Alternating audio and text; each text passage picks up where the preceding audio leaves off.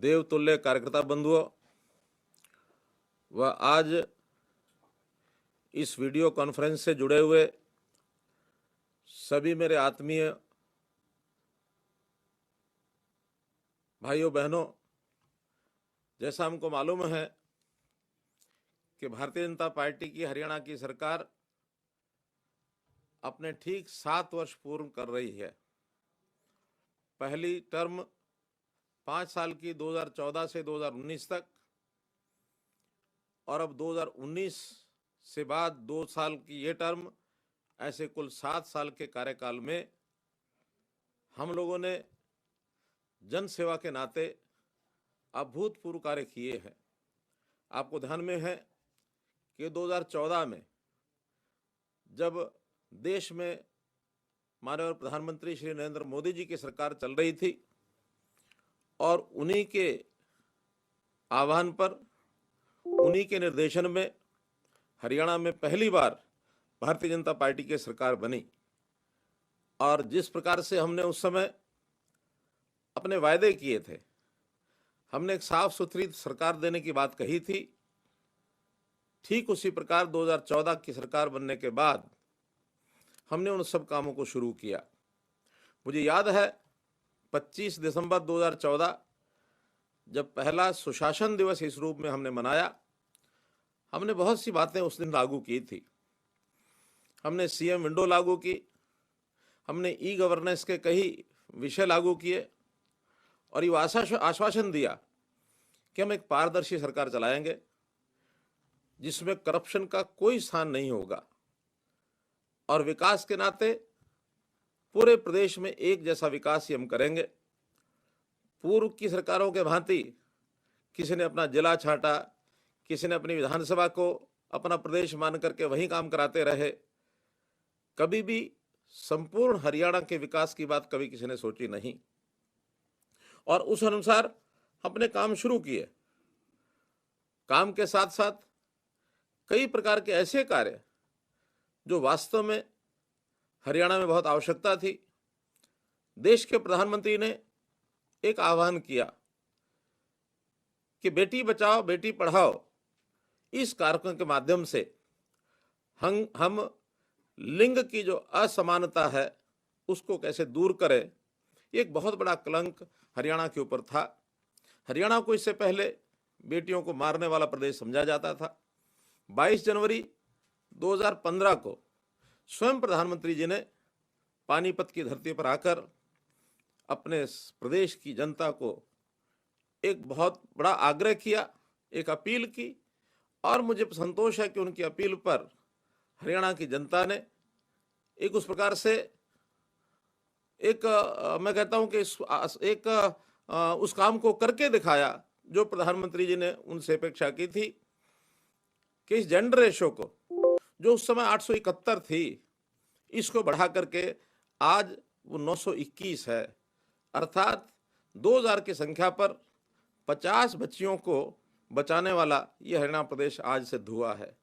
इन 7 वर्षों में हजारों लड़कियों को, जिनको बेटी बचाओ बेटी पढ़ाओ का अगर आह्वान न किया जाता तो जो गर्भ में मार दिया जाता, उनको हमने बचाया है। तो इस प्रकार से ऐसे ऐसे काम भी हमारी सरकार के समय हुए हैं।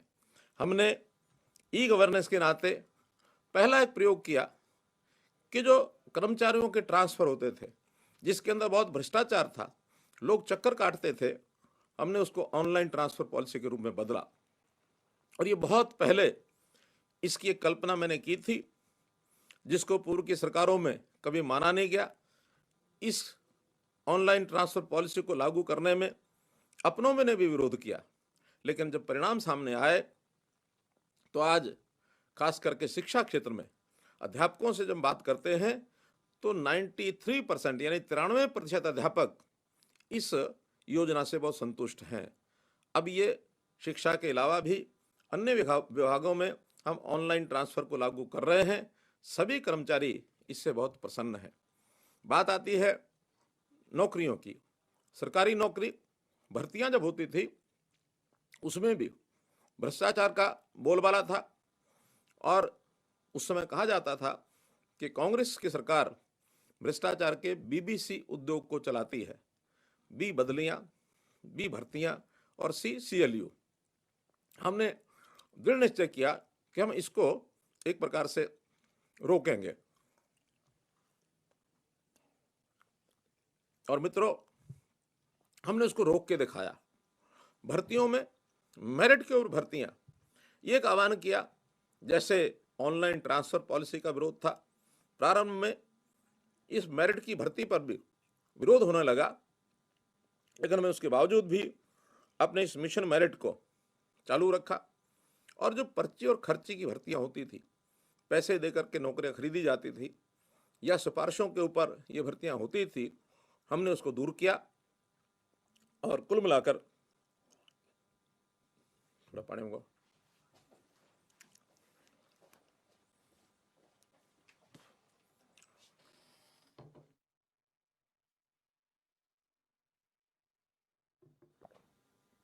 मित्रों, कुल मिलाकर आज यह संतोष है कि पूरे हरियाणा में ऐसे गरीब परिवार, पिता रिक्शा चलाते हैं, बेटा HCS बन गया। हमने पिछले दिनों में जो नौकरियों का जो सिलसिला शुरू किया, ऐसे गरीब परिवार जिनके घर में 2 समय की रोटी नहीं पकती थी, उनके घर में दिए जलने लगे और एक एक परिवार में ऐसी नौकरी करके और उस परिवार को संभालने वाले लोग ये सब खड़े हो गए। और आज हरियाणा में एक माहौल बना है कि विद्यार्थी जो पहले पढ़ने में यानी जाता नहीं था, पढ़ाई पर विश्वास उठ गया था, कोचिंग सेंटर में आज भीड़ लग गई है। बच्चे पढ़ाई करके और उस शिक्षा का जो उनको एक महत्व पता लगा, उस नाते से इस ओर आगे बढ़ने लगा है। हमने एक एक समस्या पर विचार किया। समस्या जब आती थी कि ग्रामीण क्षेत्र के अंदर पावर का बहुत संकट, बिजली का संकट, यानी 8 घंटे 10 घंटे बिजली आती थी, उसमें भी कभी कट लगते थे, कभी वोल्टेज पूरी नहीं होती थी। संकल्प किया कि हर गांव में 24 घंटे बिजली ये हम देंगे। बहुत कठिन एक काम था। इस कठिन काम को पूरा करने के लिए मैंने लोगों से अपील की कि जितने भी आपके पेंडिंग बिल हैं, उसमें हम जुर्माने, उसमें जो ब्याज, उसको माफ़ करेंगे और केवल 1 साल का बिल आपका लेंगे, वो भी 12 किस्तों के अंदर लेंगे। लोग इस आह्वान के ऊपर आए, अपने मीटरों में बाहर लगवाए। आज मुझे खुशी है कि हरियाणा के 6700 में से 5600 गाँव के अंदर आज 24 घंटे बिजली ये पहुंच रही है। और एक प्रकार का जो आज के युग में बिजली का जो लाभ, चाहे बच्चे हों चाहे महिलाएं हों, परिवार में आज क्योंकि इलेक्ट्रॉनिक ज़माना आ गया है, हर चीज़ में हमको बिजली चाहिए। हर हाथ में मोबाइल आ गया, उसकी चार्जिंग के लिए बिजली चाहिए। हर घर में टेलीविज़न पहुंच गया, उसको चलाने के लिए उसको बिजली चाहिए। खेती के काम में बिजली चाहिए। हर काम के अंदर आज बिजली की आवश्यकता है। और हरियाणा एक प्रकार का ये राज्य जिसके अंदर लगभग 80% गाँव में 24 घंटे बिजली जा रही है। ये पहला राज्य है और हमारा संकल्प है कि आने वाले इस साल के अंत तक हम हर गांव के अंदर 24 घंटे बिजली देने की ये बात हम करेंगे। महिलाओं के प्रति जो दुर्भाव, चाहे वो जेंडर रेशो की बात है अथवा महिलाओं के प्रति अपराध, ये बहुत होते थे। इन अपराध को रोकने के लिए हमने कई काम किए। महिला थाने, यानी हर जिले के अंदर पहले महिला थाने ये खोले गए और साथ में महिलाओं की संख्या, हमारी जो पुलिस के अंदर भर्ती है उसमें भी आज 10% के लगभग महिलाएं और ये भर्ती हो गई हैं। हमारा टारगेट है कि अब आगे बहुत जल्दी इस टारगेट को इसको 15% तक महिलाओं की भर्ती ये हम करके ले जाएं। और महिलाओं के साथ छेड़खानी करने वाले या जो इस प्रकार के अपराध करने वाले लोग, खास करके छोटी बच्चियों के साथ अगर कोई इस प्रकार का अपराध करते हैं तो हमने कानून बनाया कि उनको फांसी की सज़ा दी जाएगी।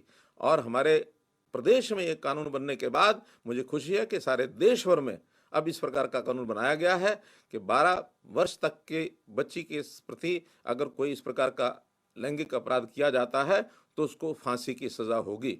और अन्य भी बहुत से ऐसे प्रावधान किए हैं कि ऐसे अपराधी लोगों की जो सरकारी सुविधाएं हैं उनको भी हमने एक प्रकार से बंद कर दिया ताकि उन लोगों के ऊपर एक सामाजिक दबाव बने, ऐसे अपराधों से वो दूर रहें।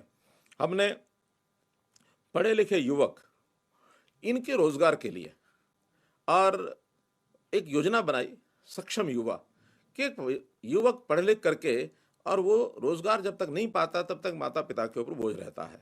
हमने ये भी किया कि अगर उसको रोजगार नहीं मिलता तो 3 साल तक उसको सरकार की ओर से 100 घंटे प्रति महीने का रोजगार देंगे और उसको 9,000 रुपया मासिक उसका जो एक सहायता उसको की जाएगी, ताकि आने वाले 3 वर्ष में अपने आप को आगे बढ़ाने के लिए इस राशि का उपयोग करके अपनी कोई स्किलिंग कर सकता है, ट्रेनिंग करवा सकता है, ताकि घर के ऊपर वो बोझ न रहे, या इस बीच में अपना कोई व्यवसाय कर सकता है। इस योजना का बहुत हमको लाभ मिला। पढ़े लिखे युवक 1 लाख से ऊपर उनको इस योजना का लाभ मिला है। चाहे वो शिक्षा की बात हो, स्वास्थ्य की बात हो। मैं हमेशा कहा करता हूँ कि शिक्षा, स्वास्थ्य, सुरक्षा, स्वाभिमान और स्वावलंबन, ये 5 स ऐसे हैं जो हर किसी के जीवन को ऊपर उठाते हैं। तो हमने शिक्षा में भी स्कूलों की शिक्षा, इसके लिए नए नए प्रावधान किए हैं। जैसे सामान्य स्कूलों के स्थान पर हम संस्कृति मॉडल स्कूल, चाहे वो प्राइमरी स्कूल हों, चाहे वो सीनियर सेकेंडरी स्कूल हों, इस प्रकार के हमने बनाए हैं। ऐसे ही जो आंगनवाड़ियां हैं, उनकी जगह पर 4,000 प्ले वे स्कूल, अर्थात अच्छे स्तर की आंगनवाड़ियां, जब बच्चों को पढ़ाई में भी खेल खेल के माध्यम से उनका स्तर ऊंचा उठाया जाए, बनाया जाए। इस प्रकार प्रारंभिक शिक्षा के ऊपर हमने ध्यान दिया है। कॉलेज की शिक्षा, खास करके महिलाओं की शिक्षा के लिए हमने जो है हर 20 किलोमीटर के अंदर एक कॉलेज जरूर होना चाहिए। लगभग 70 के आसपास कॉलेज खोले हैं, जिसमें 50 से ऊपर केवल महिलाओं के कॉलेज हैं जो नए खोले गए हैं। इस प्रकार से महिला शिक्षा के ऊपर भी जोर दिया। और सामान्य शिक्षा, टेक्निकल एजुकेशन, मेडिकल एजुकेशन, इन सबको हमने बढ़ाया है। हर जिले में एक मेडिकल कॉलेज हो, ताकि हमारे डॉक्टर्स की संख्या ये कैसे बढ़ सके। जो 2014 के अंदर 700 के लगभग मेडिकल कॉलेज में एडमिशन होते थे, आज मुझे खुशी है आपको सबको बताते हुए कि लगभग 1800 मेडिकल कॉलेज के अंदर एडमिशन अब MBS के होते हैं।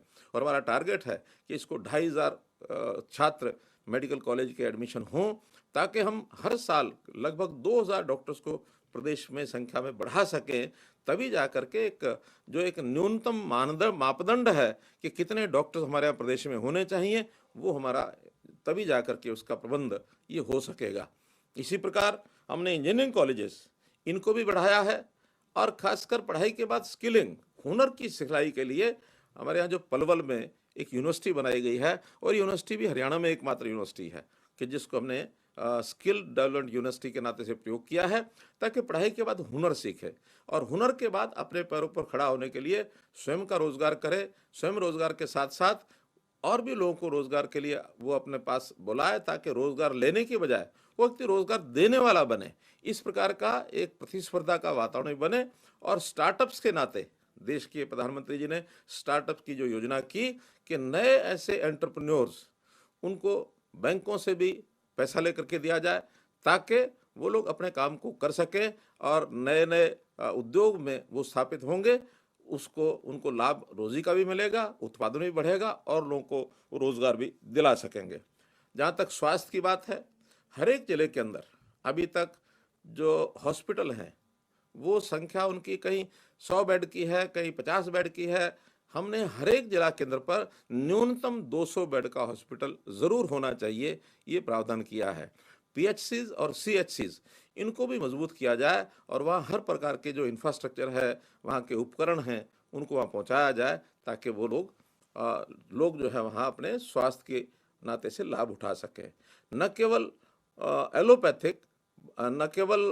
एलोपैथी बल्कि आयुर्वेद के माध्यम से भी इलाज के सिस्टम को और मजबूत किया जाए। गांव-गांव के अंदर हमने वेलनेस सेंटर्स ये खोलने की योजना बनाई है। एक कृष्णा आयुर्वेद कॉलेज जो है उसको यूनिवर्सिटी का स्थान दिया है। पंचकुला में बहुत जल्दी आयुर्वेद का एम्स वो भी बनने जा रहा है, केंद्र सरकार की ओर से वो योजना हमको मिली है। तो इस नाते से हम ये जो योजना है हेल्थ की, मेडिकल की, इसकी हम बढ़ा रहे हैं। आयुष्मान भारत, जैसा हम जानते हैं कि गरीब व्यक्तियों को इलाज का पैसा ज़्यादा खर्च ना हो, तो हर परिवार को 5 लाख रुपए के इलाज की मुफ्त सुविधा ये मिले। ऐसे 15 लाख परिवारों के ये कार्ड बने हैं, ताकि गरीब परिवार को इलाज के नाते से, यानी एक प्रकार की जो मजबूरी है उसको न झेलना पड़े। तो एक बहुत बड़ा काम ये हमने किया है। जहाँ तक इंफ्रास्ट्रक्चर की बात है, भाइयों बहनों, हमने प्रदेश में चाहे वो नेशनल हाईवे हो, चाहे रेलवे के प्रोजेक्ट्स रेलवे डिपार्टमेंट के द्वारा हो, हमने तो JVB ज्वाइंट वेंचर बनाया, जिसमें हरियाणा सरकार और रेलवे डिपार्टमेंट ने मिल करके हरियाणा स्टेट रेलवे इंफ्रास्ट्रक्चर की एक कंपनी बनाई है, ताकि हम जहाँ कहीं केंद्रीय रेलवे विभाग हमें रेलवे की सुविधा नहीं देगा तो ये ज्वाइंट वेंचर के माध्यम से भी हम रेलवे के जितने प्रोजेक्ट्स हैं उसको आगे बढ़ाने के लिए तैयार हैं। केएमपी ये ऐसा मार्ग है दिल्ली के एक प्रकार से उसको घेरते हुए एक 85 किलोमीटर का लंबा ये जो मार्ग 135 किलोमीटर का ये लंबा जो मार्ग है इसको यानी बनाकर बहुत सालों से अटका हुआ एक प्रोजेक्ट था, इसको हमने बनवाया है। इससे बहुत बड़ी सुविधा हरियाणा के सब लोगों को हुई है। दिल्ली अंदर न जा करके उसके बाहर बाहर ही लोग आ सकते हैं। केएमपी के साथ साथ ऑर्बिटल कॉरिडोर, इसकी रेलवे ऑर्बिटल कॉरिडोर इसकी योजना बनी है। बहुत जल्दी प्रधानमंत्री जी इसका भी आकर के शिलान्यास करेंगे, ऐसा मैंने उनको निवेदन किया है।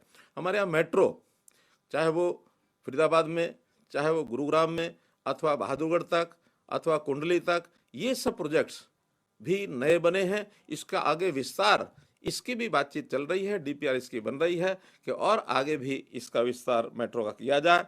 गुरुग्राम के शहर के अंदर मेट्रो, इनकी योजना पूरी बन गई है ताकि शहर में मेट्रो का विस्तार हो और उसको द्वारका रेलवे स्टेशन तक भी जोड़ा जाए। एक rapid railway transport service RRTS जो निमराना तक राजस्थान तक जाएगी, इधर पानीपत और करनाल तक जाएगी, ऐसी दोनों रेलवे लाइंस का डीपीआर इनकी बन चुकी है। इस पर बहुत जल्दी जो है काम ये शुरू होने वाला है।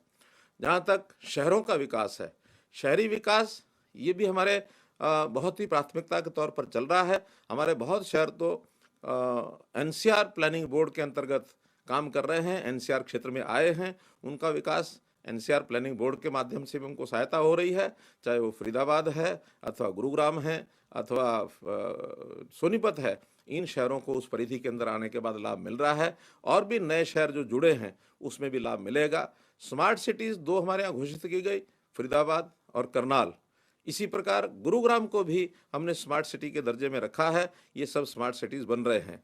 इन बड़े शहरों की अलग से डेवलपमेंट अथॉरिटी वो भी हमने बनाई है, जिससे वहाँ के विकास के काम में तेज़ी आई है। गुरुग्राम में जैसे गुरुग्राम डेवलपमेंट अथॉरिटी है, इसी प्रकार से फरीदाबाद में फरीदाबाद मेट्रोपॉलिटन डेवलपमेंट अथॉरिटी है, पंचकुला में पीएमडीए है। तो इस प्रकार से इनकी अलग से डेवलपमेंट अथॉरिटी बनाने का अर्थ ये है ताकि हर छोटा बड़ा काम उनको चंडीगढ़ आकर के पास ना कराना पड़े, वहीं स्थानीय उनको सारे अधिकार दे दिए गए हैं, बजट दिए गए हैं और वो अपने बजट भी वहाँ की आय में से बना करके और एक प्रकार से स्वतंत्र ऑटोनोमस बॉडी के रूप में ये लोग सब अपना काम कर रहे हैं। मित्रों, लोकतंत्र को मजबूत करने का भी एक पहलू, ये हमने लगातार 7 साल इसको ध्यान रखा है। आखिर लोकतंत्र की मुझे मजबूती माने जो हमारी संस्थाएं हैं उनका विकेंद्रीकरण। पंचायती राज संस्थाओं के अंतर्गत हमारी पंचायतें हैं, चाहे हमारी पंचायत समितियां हैं, जिला परिषद हैं, नगर निगम हैं, नगर परिषद है, नगर पालिकाएं हैं, इनको ज़्यादा ज़्यादा अधिकार दिए जाए, इनके बजट बढ़ाए जाए और इनकी चुनावी जो स्वतंत्रता है, ऑटोनोमस बॉडीज़ का करेक्टर है, वो हमने बनाया है। एक इंटर डिस्ट्रिक्ट काउंसिल ये हमने बनाई है ताकि इन इकाइयों में और प्रदेश सरकार में एक अपना तालमेल बैठा रहे। और ये भी हरियाणा में इतने सालों के बाद, क्योंकि ये जो संशोधन है पंचायती राज के, इनको हुए लगभग 25 साल से ऊपर हो गए हैं, लेकिन अब आकर के हमने उसको इंटर डिस्ट्रिक्ट काउंसिल के माध्यम से सबका तालमेल सबको ठीक किया है, बनाया है। जिला परिषदों का बजट जो पहले हमारे से पहले लगभग 1 करोड़ 2 करोड़ ही होता था, हमने उसको 25 करोड़ रुपए तक किया है। तो एक सब संस्थाओं को काम करने का एक मौका अच्छा मिले।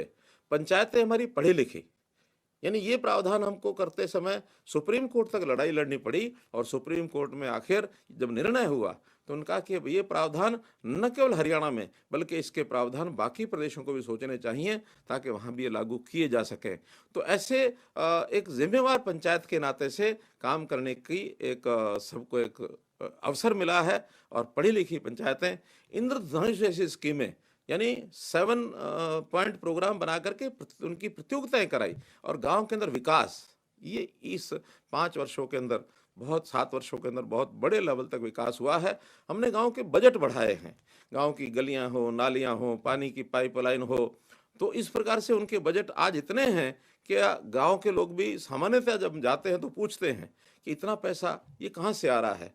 इस पैसे को देने में केंद्र सरकार का भी योगदान है, हरियाणा की ओर से भी हम जो अपना स्टेट जो फाइनेंस फाइनेंशियल का जो हमारा उसका जो हिस्सा है एसएफसी, स्टेट फाइनेंस कॉरपोरेशन के माध्यम से, ऐसे ही सेंट्रल फाइनेंस कमीशन के माध्यम से ये पैसे दिए जाते हैं। और हर इकाई अपना स्वयं की भी इनकम कैसे बढ़ा सके, इसके लिए भी उनको सुझाव दिए जाते हैं। हमारे जो रजिस्ट्री होती है, उस रजिस्ट्री पर स्टैम्प ड्यूटी पहले नहीं दी जाती थी ग्रामीण क्षेत्र को, अब ग्रामीण क्षेत्र को भी मिलती है, शहरी को तो मिलती है।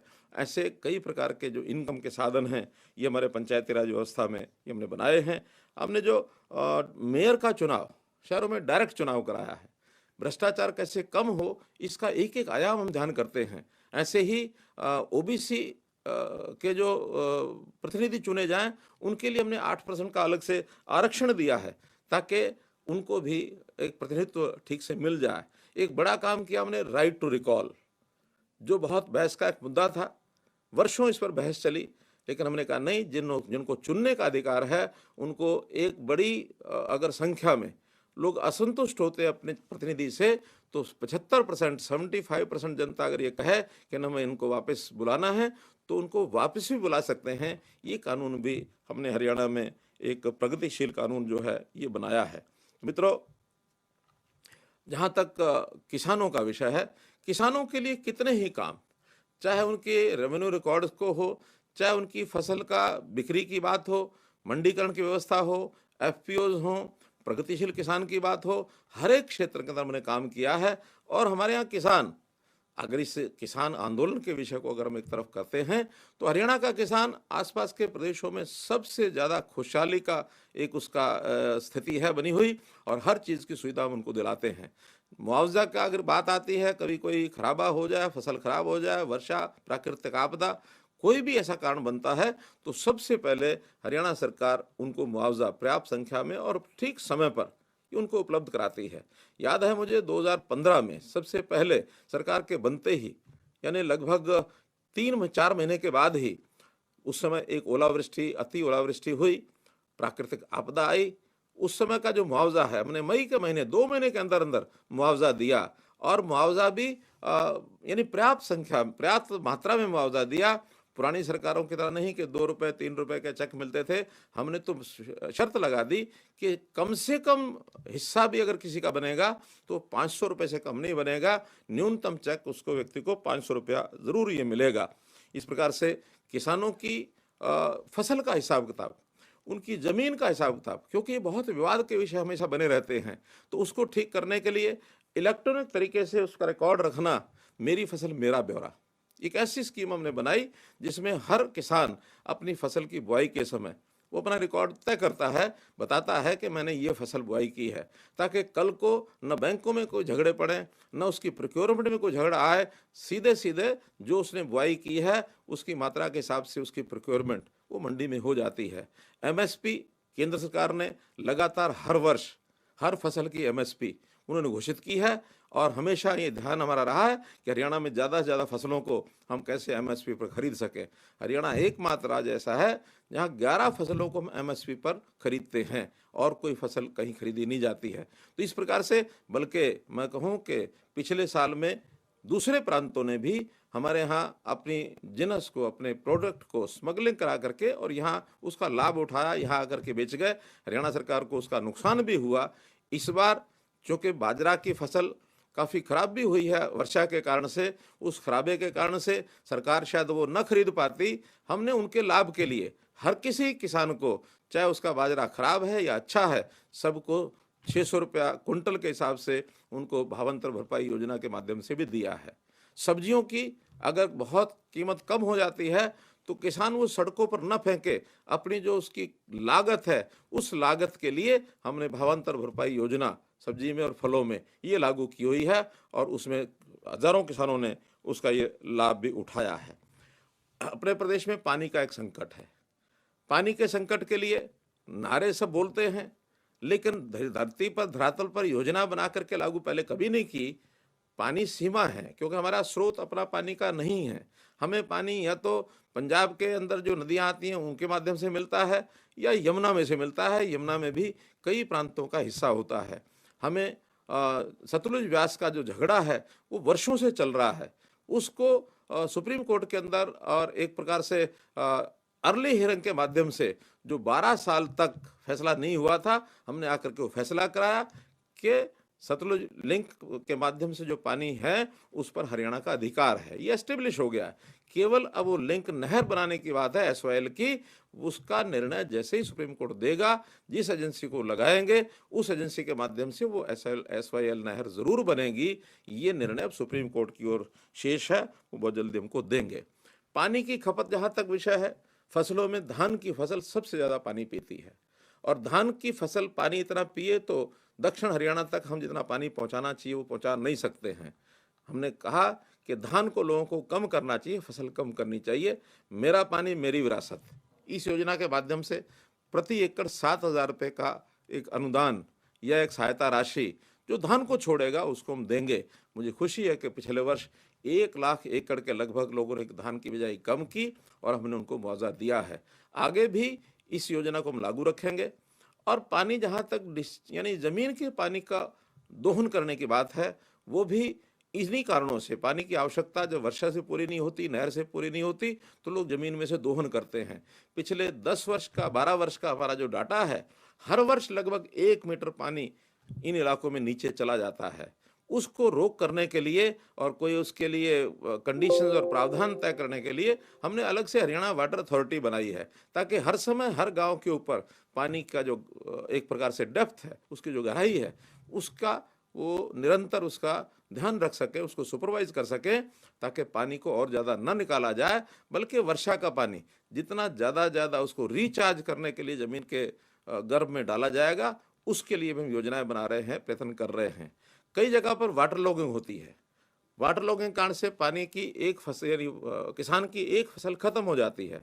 उस वाटर लॉगिंग एरिया से भी पानी को निकाल कर किस प्रकार से ड्रेनेज किया जाए, कैसे उसको पानी रिचार्ज करने के लिए ज़मीन में डाला जाए, अथवा वह पॉन्ड बना करके और पानी का संग्रह किया जाए, उससे सिंचाई भी हो सकती है और साथ में फिशिंग जैसा कारोबार भी हो सकता है।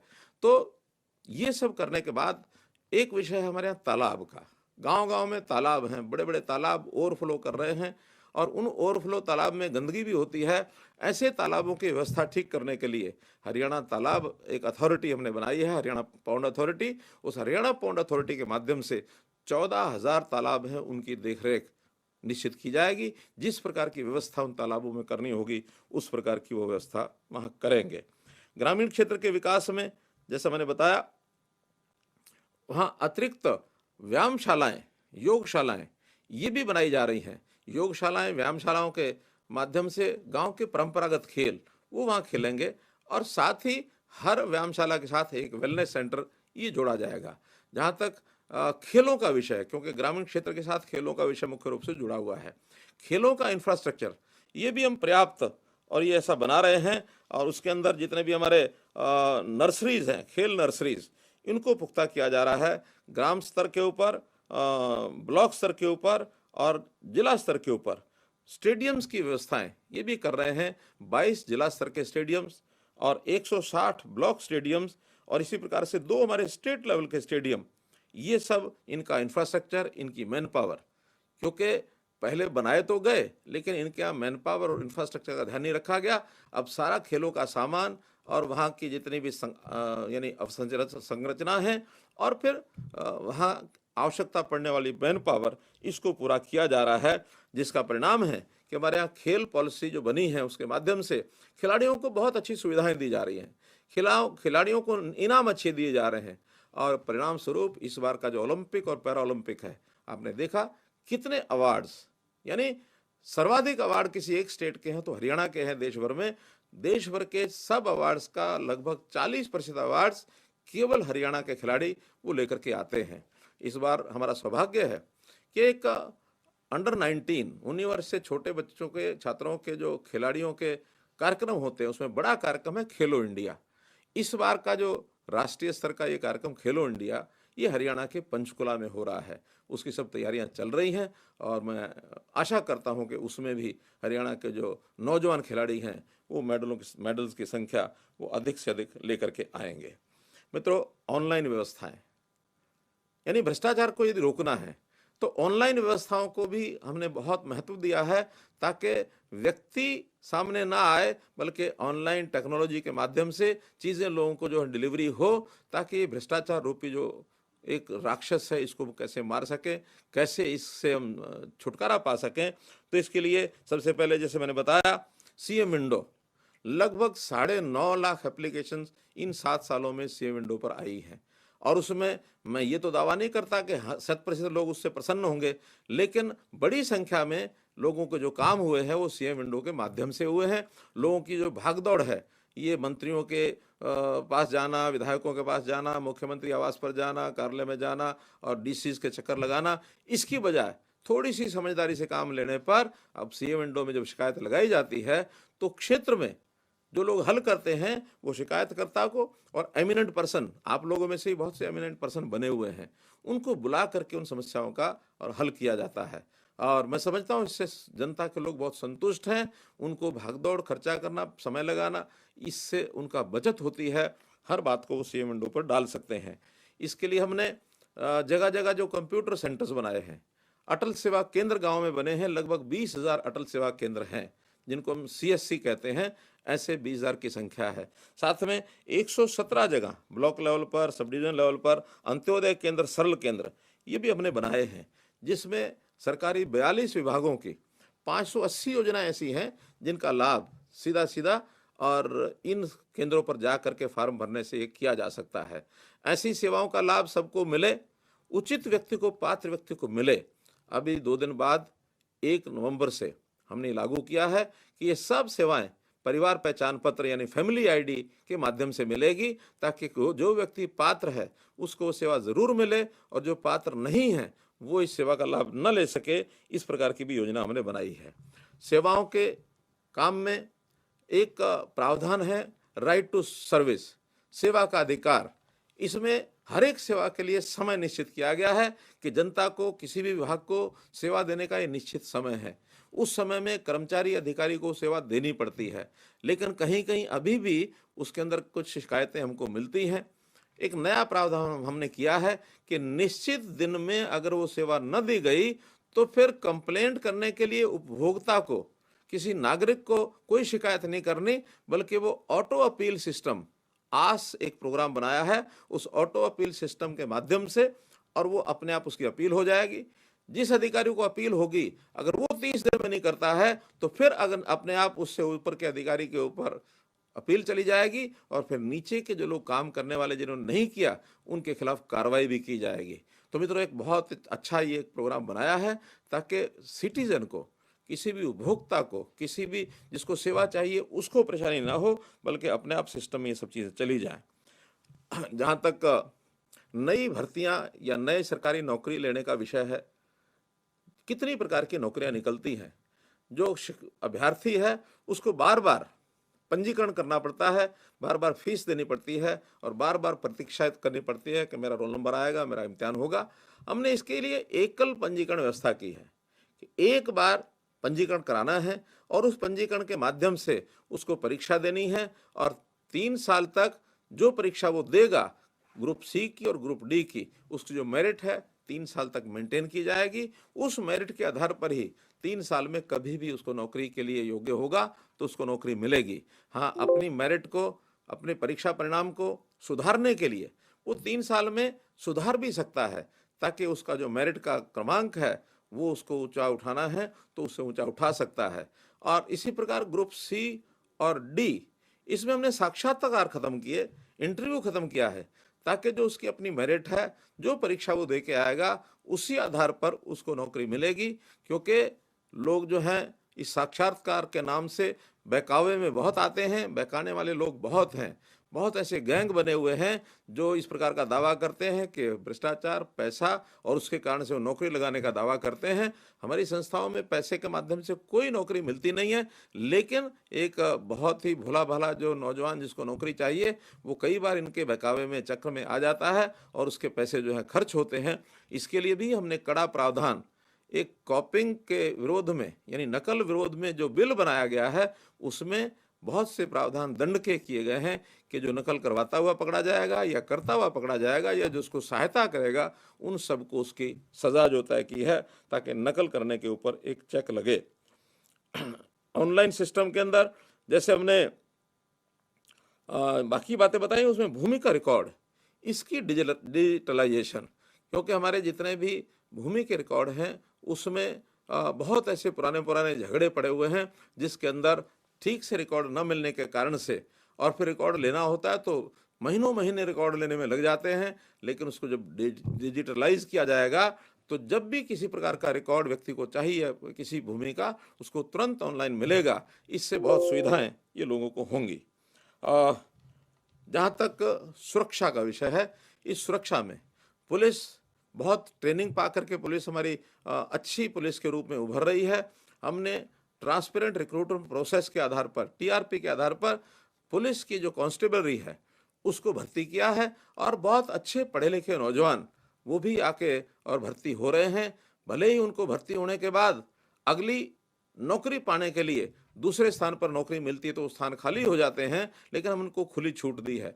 पढ़ा लिखा व्यक्ति अगर वो छोटी नौकरी में है, आगे बढ़ करके नौकरी ले सकता है। पहले उसको एनओसी लेना पड़ता था, नो ऑब्जेक्शन सर्टिफिकेट, लेकिन अब उसकी आवश्यकता नहीं है। किसी भी नौकरी करने वाला, छोटी नौकरी वाला बड़ी नौकरी में जाना चाहे तो जा करके परीक्षा दे करके और बिना एनओसी के वो परीक्षा दे सकता है। तो हमने पुलिस को एक 650 गाड़ियों का, व्हीकल्स का एक बेड़ा उपलब्ध कराया है, और डायल 112 के आधार पर ऐसी सब गाड़ियां हरियाणा के चप्पे चप्पे कोने कोने पर उपस्थित रहेंगी। हर थाना क्षेत्र के अंदर उनको लगा दिया गया है। कोई भी व्यक्ति 112 डायल करता है जब संकट में होता है, तो निश्चित 15 मिनट के अंदर अंदर उस व्यक्ति के स्थान पर एक ऑटोमेटिक सिस्टम बना है, उस व्यक्ति के स्थान के ऊपर और गाड़ी पहुंचती है। ये लगभग 2-2.5 महीने से ये सेवा चल रही है। इसका बहुत बड़ा लाभ हरियाणा की जनता को हो रहा है और लोग संतुष्ट हैं इससे। हजारों की संख्या में लोग जो डायल करते हैं तो उनके स्थान पर लोग ये जो गाड़ी है अपनी वो पहुंचती है। प्रदेश की आर्थिक स्थिति को बढ़ाया जाए, प्रदेश के उद्योग को बढ़ाया जाए, ईज ऑफ डूइंग बिजनेस, इसके माध्यम से। और हरियाणा में अब इन्वेस्टर है वो दौड़ करके आता है, और बहुत बड़े उद्योगों में लगभग 60,000 के लगभग एमएसएमई छोटे उद्योग वो हरियाणा में लगे हैं। लाखों को अपना रोजगार करने का अवसर मिला है। बड़े उद्योग ये भी बहुत आ रहे हैं। विदेशी निवेश ये हमारे यहाँ पर्याप्त संख्या में आ रहा है, क्योंकि हरियाणा जो उनका एक डेस्टिनेशन, जिसको कहना चाहिए बेस्ट डेस्टिनेशन, एक बढ़िया उनके लिए पहुंच का स्थान बना है, क्योंकि दिल्ली के निकट होने के कारण से, और उनको बहुत सी सुविधाएं हैं। सब प्रकार के जो उनके क्लियरेंसेज हैं, लाइसेंसेज हैं, वो अंडर वन रूफ उनको सिंगल विंडो सिस्टम के माध्यम से मिलता है। उनको बहुत सी सुविधाएं जो अपेक्षित हैं वो भी दी जाती हैं। हरियाणा के अंदर का नवयुवक, उसको यदि वो नौकरी देते हैं, वैसे तो हमने 75% का प्रावधान किया है कि जरूरी उनको 75% हरियाणा के लोग ही रखने पड़ेंगे, लेकिन सी और डी का जो एरिया है, थोड़ा दूर दराज का एरिया है, वहां पर अगर हरियाणा के लड़कों को नौकरी पर रखते हैं तो उनको 4,000 रुपया प्रति महीना, अर्थात साल का 48,000 रुपया 3 साल के लिए अलग से पैसा भी मिलता है, ताकि हरियाणा के लोगों को वो यानी अपने लाभ के लिए भी उनको रखें। हमारे यहाँ पर्यटन में और कैसे गति आए, सांस्कृतिक पर्यटन कैसे बढ़े और धार्मिक पर्यटन कैसे बढ़े, और जो हमारे इस प्रकार के स्थान हैं जहां लोग आकर के आनंद ले सकते हैं, मनोरंजन कर सकते हैं, ऐसे स्थानों को भी बढ़ावा दिया जा रहा है। चाहे वो कुरुक्षेत्र गीता जयंती, अंतर्राष्ट्रीय गीता जयंती का कार्यक्रम हो, विदेशों से लोग बहुत वहां आते हैं, चाहे वो राखीगढ़ी का स्थान है, चाहे वो ढोसी का तीर्थ स्थान है, अथवा अभी हमने मोरनी में, पंचकुला जिले के अंदर बहुत बड़ी संभावनाएं हैं, एक पहाड़ी क्षेत्र है, तो वहां भी जा करके और पर्यटक जो आकर के अपना समय बिता सकते हैं, उनको समय बिताने के लिए, वहां पर रहने के लिए पंचकुला के, चंडीगढ़ के होटल तो हैं ही, लेकिन उसी क्षेत्र के अंदर हमने एक पॉलिसी बनाई है, home stay policy. Home stay policy में कोई भी परिवार अपने 1 या 2 कमरे लोगों को आतिथ्य सत्कार के नाते से पर्यटक के रूप में उनको ठहरा सकता है, ताकि उनकी भी आमदन बढ़े और जो पर्यटक है वो हमारे ग्रामीण क्षेत्र के दर्शन भी कर सके। तो इस नाते से इस पॉलिसी को भी हमने लागू किया है। और वहाँ झील है, उस झील है पंचकुला मोरनी में, टिक्करताल झील, तो वहाँ paragliding, para jet scooter, aero sports, water sports, parasailing, इस प्रकार के कार्यक्रम, पहाड़ी क्षेत्र है, पानी भी है, ऐसे सारे कार्यक्रम वहाँ चलाए जा रहे हैं और लोग वहाँ आकर के आनंद से अपने पर्यटन को, क्योंकि शिमला जाते समय, हिमाचल प्रदेश जाते समय एक बढ़िया डेस्टिनेशन लोगों को मिला है, इसका सब लोग आनंद ले रहे हैं। पर्यावरण जहाँ तक विषय है, पर्यावरण भी चूंकि कोविड के समय हमको ध्यान में आया कि पर्यावरण की कितनी बड़ी महती आवश्यकता है। ऑक्सीजन की कमी के बाद कृत्रिम ऑक्सीजन से हमने लोगों को सप्लाई करके उनको बचाया। वायुमंडल में अधिक कैसे ऑक्सीजन को उपलब्ध कराया जाए, इसके लिए हमने ऑक्सीवन लगाए। 5 एकड़ से लेकर 100 एकड़ तक जो वन लगाया, जिसमें से ऑक्सीजन उनको मिलेगी। ऑक्सीजन की खेती अर्थात पेड़ लगाने की खेती वो करते हैं, उनको भी उसमें प्रोत्साहन दिया गया है। हमने एक नया प्रयोग, जो ऐसे पेड़ हैं ऑक्सीजन देने वाले जिनकी आयु 75 वर्ष या इससे अधिक हो गई है, उनके लिए अलग से एक स्कीम बनाई है, प्राणवायु देवता पेंशन, क्योंकि वो हमारे प्राणवायु देवता हैं, बड़े पेड़ हैं। तो ऐसे पेड़ों की रक्षा सुरक्षा के लिए और 2500 रुपया साल का ये उनको पेंशन दी जाती है। इसका भी एक बहुत बड़ा लाभ मिला है। घर घर हरियाली और बच्चों के द्वारा पौधगिरी, ये हमने कार्यक्रम चलाए। करोड़ों की संख्या में पौधे लगाए गए हैं। उनकी सुरक्षा भी जो लगाने वाले वो करें, उसको 3 साल तक प्रोत्साहन राशि भी हम देते हैं, ताकि इस कार्यक्रम के माध्यम से हमारा वनाच्छादित क्षेत्र वो बढ़े, पेड़ लगें, ऑक्सीजन की बहुलता हो। जहाँ तक कचरे का प्रबंधन है, कचरा प्रबंधन भी अपने आप में एक बहुत बड़ी एक समस्या है। कचरे का एक प्रकार से प्रबंधन करना ये आवश्यक है पर्यावरण को सुरक्षित रखने के लिए। तो कचरे से कंचन, इस प्रोग्राम के अंतर्गत हमने जितने भी प्रोसेसिंग सेंटर्स हैं उनको बना रहे हैं, ताकि वहाँ खाद बन सके, वहाँ बिजली बन सके, वहाँ कोई ना कोई और पदार्थ ऐसा जो हमारे उपयोग के नाते आ सकता है। ऐसे बहुत से योजनाएं ये बनाई गई हैं। शहरों का कचरा, घर घर से कूड़ा उठाना, इसकी सब योजनाएं बनाई हैं। ये भी हमारे लिए एक बहुत बड़ा महत्व का विषय है। बहुत बातें हमने की हैं, लेकिन चूंकि समय सीमित है, एक विषय बड़ा महत्वपूर्ण है जो आपके सामने मैं रखूंगा भविष्य के लिए। आखिर हमारे समाज में हर प्रकार के परिवार हैं, लोग हैं, अमीर भी हैं, गरीब भी हैं, लेकिन एक अंतर, बहुत बड़ा अंतर गरीब और अमीर में है। अब गरीबों को किस प्रकार से उनका उत्थान किया जाए, अंत्योदय की योजना के अंतर्गत ऐसे हरियाणा के सभी परिवारों का हमने पंजीकरण किया है। उनकी डिटेल डाटा ये हमारे पास है। फैमिली आईडी के नाम से, परिवार पहचान पत्र के नाम से 65 लाख परिवारों का डाटा ये हमने एकत्र किया है।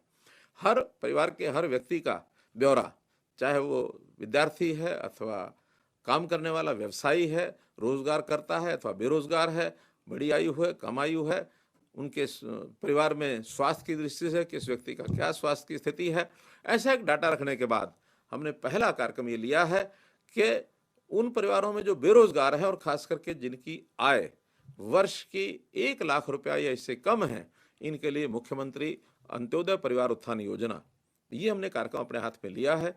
आने वाले वर्ष में 31 मार्च से तक हम ऐसा योजना बना रहे हैं कि 1 लाख ऐसे बेरोजगार युवकों को, जो उन परिवारों के अंत्योदय परिवारों के हैं, इनका रोजगार का इनका सिस्टम कोई खड़ा हो, ताकि न्यूनतम 15,000 रुपया महीने की आमदन हर परिवार की हो जाए।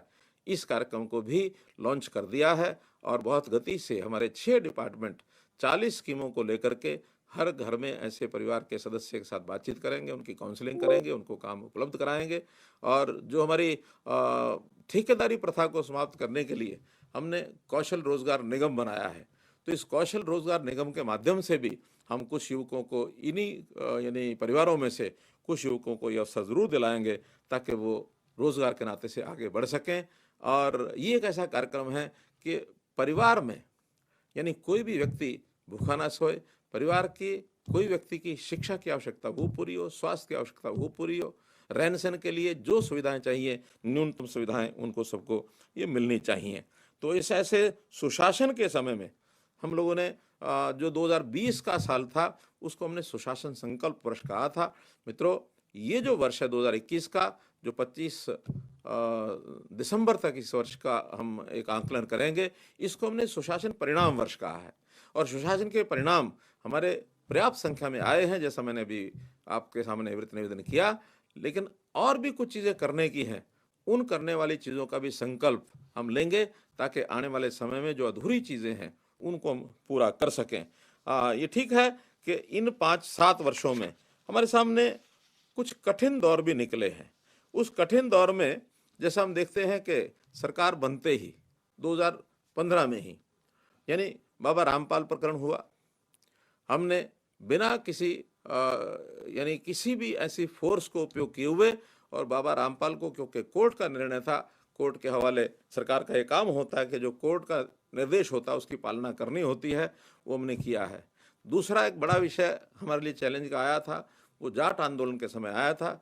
तो उस जाट आरक्षण के समय में यानी बहुत स्थानों पर जान माल की बहुत हानि हुई, नुकसान हुआ, और उसको भी हमने बिना किसी वर्ग के या किसी व्यक्ति के खिलाफ किसी प्रकार का कोई ऐसा कोई प्रावधान नहीं किया जिसके कारण से हमारे मन में किसी प्रकार का कोई दुर्भाव हो, बल्कि लॉ एंड ऑर्डर की स्थिति को बनाए रखने के लिए हमारी जो जिम्मेवारी थी सरकार के नाते से, हमने उसको एक संतुलित तरीके से और उस सारी व्यवस्था को हमने संभाला ताकि कम से कम हानि हो और कम से कम हानि में समाज में जो शांति है वो बनी रहे, लॉ एंड ऑर्डर की स्थिति बने।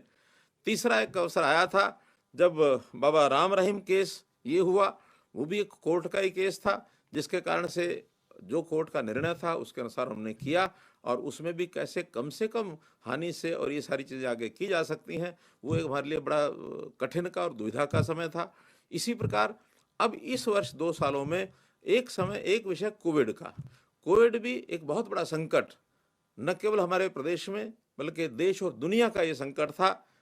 मालूम नहीं था कि किस प्रकार से इसको किया जाए, कोई अनुभव नहीं थे, लेकिन सब लोगों ने मिल करके एक टीम के रूप में सब विभागों ने मिल करके इस 1.5 साल के कार्यकाल में बहुत अनुभव भी आए, बहुत कठिनाइयों को झेलना पड़ा, लेकिन मैं समझता हूं कि जितना अच्छा प्रबंधन हो सकता था वो हमने किया, और अब प्रभु कृपा से वो एक अंतिम चरण में ये सब आ गया है, और मुझे लगता है कोविड में से हम इस फेज में से बाहर निकलेंगे। इसी प्रकार से इस समय जो एक चल रहा है बहुत संजीदगी से हम उसमें काम कर रहे हैं, और वह कुछ किसान नेताओं ने जो आंदोलन का आह्वान किया हुआ है। अब ये विषय हालांकि हरियाणा सरकार से जुड़ा हुआ नहीं है, फिर भी चूंकि हरियाणा में ही इसका एक प्रभाव देखने को मिला है, तो हमने उन लोगों को समझाना भी शुरू किया है। लॉ एंड ऑर्डर की स्थिति कैसे बनाई रखी जाए इसकी व्यवस्थाएं भी हमने की हैं, और लोकतांत्रिक तरीके में बातचीत के माध्यम से समस्याओं के हल हों, हम बातचीत में भी लगे हैं। हालांकि सामने वाले पक्ष की ओर से विरोध का जो एक लगातार नगाड़ा बजाया जा रहा है, ये लोकतंत्र के विरुद्ध है, ये उसके अनुसार नहीं है। फिर भी आखिर तो अपना प्रदेश है, अपने प्रदेश में किसी का नुकसान ना हो, किसी की हानि न हो, इसलिए लॉ एंड ऑर्डर की स्थिति को बनाए रखने के लिए सभी प्रावधान जो आवश्यक है वो हम कर रहे हैं। और 2 विषय मुझे जो करने हैं, एक तो इस सारे 7 साल में हमारे बहुत से चुनाव आए, लोकतांत्रिक व्यवस्था में चुनाव होते हैं, और उन चुनाव में मुझे संतोष इस बात का है कि लगातार हम ज़्यादातर चुनाव में हम जीते हैं। चाहे हमारे पहले कार्यकाल में कारपोरेशन के चुनाव हों, अर्बन लोकल बॉडीज़ के अन्य चुनाव हों, पंचायती राज के चुनाव हों, कारपोरेशन में लगातार 5 जो चुनाव हमारे सीधे जो डायरेक्ट मेयर के चुनाव के नाते से वो चुनाव आए हों, और इस बार अभी एक चुनाव चल रहा है, और मैं विश्वास करता हूं कि जो इलाहाबाद का चुनाव है ये हम अच्छे मार्जिन से जीतेंगे। कार्यकर्ताओं ने बहुत मेहनत की है, उसका प्रचार अभियान समाप्त हो गया है, परसों 30 तारीख को ही उसकी पोलिंग होनी है, और सभी कार्यकर्ता जो संबंध रखते हैं इलाहाबाद के वो निश्चित रूप से इस जीत के लिए अभी भी 2 दिन में अपनी जानकारी ज़रूर करेंगे। तो मैं विश्वास करता हूँ कि ये चुनाव हम ज़रूर जीतेंगे, ये विश्वास मेरा है।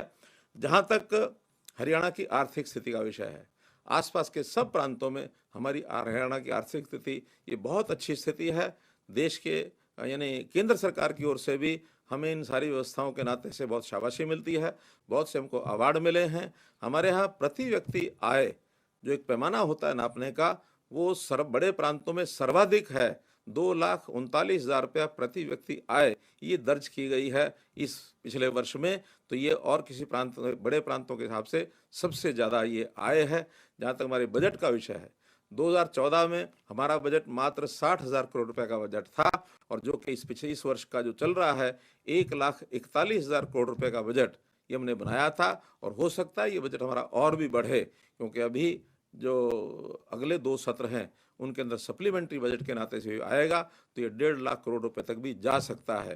तो बहुत अच्छे बजट के साथ समाज की बहुत अच्छी सेवा ये हम कर रहे हैं और मैं आशा करता हूँ कि आगे भी इस प्रकार के जो योजनाएं हमारी चलेंगी उन योजनाओं में हम प्रथम रहेंगे।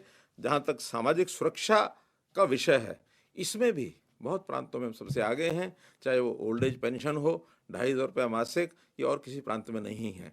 और हमने तो जो केंद्र की योजनाएं आती हैं उनके जो प्रीमियम है, क्योंकि सामान्य जनता प्रीमियम भरती नहीं है, चाहे वो प्रधानमंत्री जीवन ज्योति बीमा योजना हो, चाहे प्रधानमंत्री सुरक्षा बीमा योजना हो, अथवा किसान की फसल बीमा योजना हो, तो इन सब योजनाओं का प्रीमियम भरने के लिए हमने एक नई योजना बनाई कि हर ऐसे परिवार को जिनको प्रीमियम देने हैं, ऐसे लोगों के लिए जो बीपीएल के अर्थात 1,80,000 रुपये से नीचे की आय के परिवार हैं, उनको 6,000 रुपये वार्षिक केवल इस काम के लिए देंगे ताकि वो अपने भविष्य में अपनी सामाजिक सुरक्षा को ध्यान में रखते हुए इन योजनाओं का लाभ उठा सकें और उसका जो प्रीमियम है इस राशि में से भर सकें। मित्रों, बताने के लिए बहुत है। अपने पार्टी की ओर से एक विषय कहा गया कि 7 साल 7 कमाल। अब 7 कमाल एक मोटे ब्रॉडर सेंस में रखे गए हैं, लेकिन अगर योजनाएं कहेंगे तो ये 700 से भी ज़्यादा योजनाएं इन 7 सालों की बनी है हमारी। उन सब योजनाओं का अगर आप अध्ययन करेंगे, बहुत सा साहित्य उपलब्ध होता है, तो निश्चित रूप से इसकी जो जानकारी है अपने अलावा और जो बाकी लोग हैं उनको भी सबको देंगे, ताकि भारतीय जनता पार्टी की जो सरकारें हैं या हमारी पार्टी की जो विचारधारा है उसको हम ज़्यादा से ज़्यादा लोगों तक पहुंचा सकें। इतनी बात कह करके आपसे मैं एक शेर बोल करके अटल जी का और मैं आपसे विदाई चाहूँगा। मित्रों, काम करते हुए जैसा मैंने गिनाया है कि बाधाएं भी आती हैं, तो उस नाते से अटल जी ने एक पंक्तियाँ जो कही हैं, 4 पंक्तियाँ, कि बाधाएं आती हैं आए, बाधाएं आती हैं आए, घिरे प्रलय की घोर घटाएं, पाँव के नीचे अंगारे, पाँव के नीचे अंगारे, सिर पर बरसें यदि ज्वालाएं, निज हाथों में हंसते हंसते आग लगाकर जलना होगा, कदम मिलाकर चलना होगा। आओ हम सब मिल करके कदम मिला करके चलें। बहुत बहुत धन्यवाद।